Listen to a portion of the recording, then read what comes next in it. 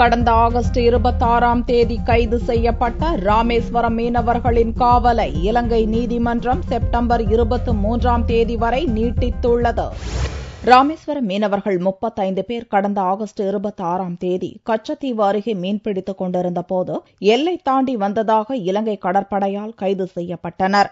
அவர்கள் நீதிமன்றத்தில் ஆஜர்படுத்தப்பட்டு சிறையில் அடைக்கப்பட்டனர். அவர்களின் நீதிமன்ற காவல் முடிவடைந்ததை அடுத்து திங்களன்று மீண்டும் இலங்கை நீதிமன்றத்தில் ஆஜர்படுத்தப்பட்டனர். அவர்களின் காவலை செப்டம்பர் 23ஆம் தேதி வரை நீட்டித்து மன்னார் நீதிமன்றம் உத்தரவிட்டுள்ளது. விடுதலை நிர்வாகம் நினைச்சா பண்ணல. அதனால ராமேஸ்வரம் பகுதியில் காலவரையற்ற வேலை நிறுத்தம் பண்ணியிருக்கோம். அரசு இதை பரிசீலனை பண்ணி மீனவர்கள் குறைகளை தீர்த்து இருநாட்டு மீனவர்களை உட்கார வச்சு பேசி சூழ்ச்சியமா மீன் பிடிக்கிறதுக்கு அரசு வழி செய்யணும். இல்லைன்னா ராமேஸ்வரம் பகுதியில் தொழில் வளம் ரொம்ப நலிவடைஞ்சு போயிடும். இலங்கையால் சிறைப்பிடிக்கப்பட்டுள்ள தமிழக மீனவர்களை விடுவிக்க வலியுறுத்தி கடந்த சனிக்கிழமை முதல் காலவரையற்ற வேலை நிறுத்த போராட்டத்தை ராமேஸ்வரம் மீனவர்கள் துவக்கினர்.